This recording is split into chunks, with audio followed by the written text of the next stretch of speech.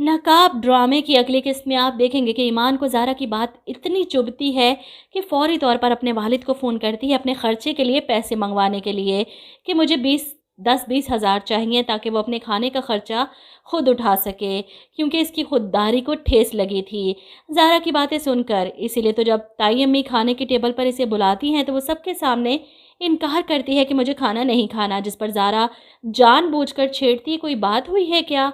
अपनी बात का तो इसे इतना पता नहीं, बस कुरीदना चाहती है कि चच्ची के घर से होकर आई थी, कहीं वहाँ कोई हंगामा तो नहीं हुआ जो हमसे छुपा रही है। लेकिन ईमान इतनी बेवकूफ़ नहीं कि वहाँ की बातें बता दे।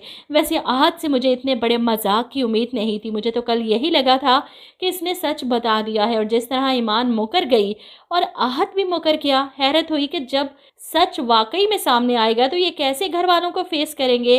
अभी से ये हाल है। ईमान को सोच समझकर आहत के साथ कमिटमेंट करनी चाहिए थी। वो सिर्फ यहाँ पढ़ने आई थी, ये सब तमाशे करने नहीं।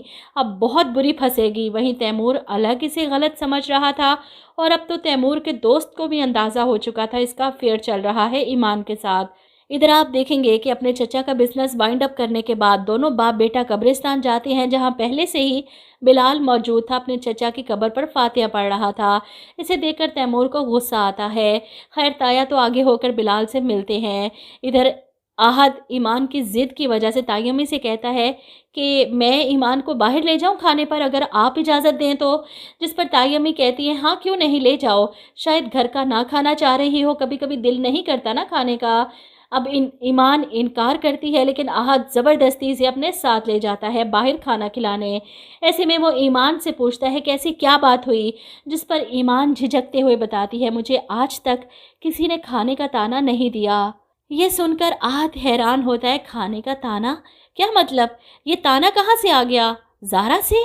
वो फौरी तौर पर पिक कर लेता है बात को और ईमान भी घबरा कर इसको देखती है। ईमान की घबराहट देखकर आहद का शक यकीन में बदल जाता है। आहद फ़ौरन ईमान से कहता है आज से तुम मेरी जिम्मेदारी हो, तुम्हारा खर्चा मैं उठाऊंगा, तुम्हारे खाने के पैसे मैं दूंगा। जिस पर ईमान कहती है कि बात सिर्फ पैसों की नहीं, बात खुददारी की है। लेकिन आहद इसकी खुददारी को ठेस नहीं लगने देना चाहता, इसलिए वापसी पर इसके कमरे में आता है और इसके सामने बेड पर कुछ पैसे रख कर जाता है। इसे देखकर ईमान हैरान, ये सब क्या है? लेकिन आहद इसकी एक नहीं सुनता। वो ज़ारा को भी बताना चाहता है कि इसने कितनी घटिया हरकत की है। पैसे रखकर जाने के बाद वो सीधा ज़ारा के कमरे में जाता है इसे बातें सुनाने के लिए कि ईमान को खाने का ताना देकर तुमने अच्छा नहीं किया। अगर ये बात मैं तैमूर भाई और ताई अम्मी को बता दूं तो सोचो तुम्हारे साथ क्या होगा। जिस पर ज़ारा कहती है वरना क्या, जाओ बताकर जाओ, जाकर सबको बता दो। लेकिन अंदर से ज़ारा भी खौफजदा थी कि तैमूर ये जानकर कहीं इस पर नाराज़ ना हो, इसीलिए तो ईमान को इस घर से हमेशा के लिए दफ़ा करना चाहती है। वो इसके कमरे में आती है और इसे कहती है तुम्हें जितने पैसे चाहिए मैं तुम्हें देने के लिए तैयार हूँ, इससे ज़्यादा खूबसूरत घर तुम अपने लिए टंडो आदम में बना सकती हो, बस इस घर से चली जाओ। ईमान हैरान होकर ज़ारा भाभी को देखती है, पहले तो इन्हें खाने पीने का मसला था, अब तो घर पर रहने का मसला है, वो कहाँ जाए। और मुझे लगता है कि यहाँ पर भी वो अपनी खुददारी का झंडा थामे आहद से कहेगी कि मेरे लिए किसी हॉस्टल का इंतज़ाम कर दो। और आहद एक बार फिर से ज़ारा की हकीकत जान करके वो क्या चाहती है, ईमान को अपने घर रहने का मशवरा देगा कि तुम इसके घर रहो मत, कि वो तुम्हें इस तरह के ताने दे, तुम मेरे घर आ जाओ। वहीं दूसरी तरफ लैला बैठी ताई अम्मी के सामने ज़ारा की बुराइयां करने के, वो प्योर नेगेटिव पर्सन है। अरे वो तो अपने भाई की सगी ना हो सकी, किसी और की क्या होगी।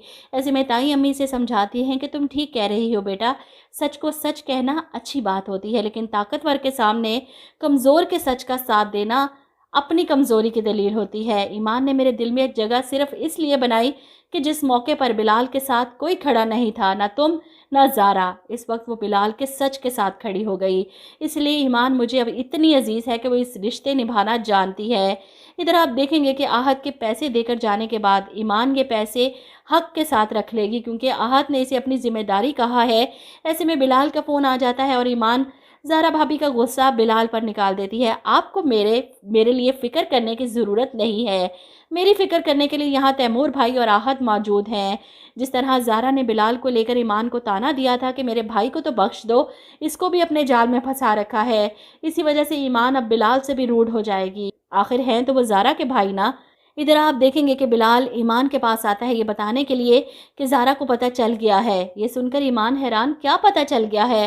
اور تب آہد بتائے گا جب میں اسے ڈرا رہا تھا کہ تمہیں کھانے کا طعنہ دیا اور یہ بات میں تائی امی اور تیمور بھائی کو بتا دوں گا تو جواب میں اس نے بھی مجھے دھمکی دی ہے کہ میں بھی سب کو بتا دوں گی کہ تمہارے اور ایمان کے بیچ میں کیا چل رہا ہے، اور یہ بھی کہ ایمان تمہارے کمرے میں تھی ساری رات۔ اب پیچھے سے آئے تیمور بھائی یہ ساری باتیں سن لیتے ہیں اور انہیں پتہ چل جاتا ہے کہ ایمان اس حد تک آہد کے ساتھ انوالو ہو چکی ہے کہ اس کے کمرے تک پہنچ چکی ہے۔ اب یہ سب سننے کے بعد تو انہیں یہی لگے گا کہ میں کیوں پیچھے رہوں ایمان کا فائدہ اٹھانے میں۔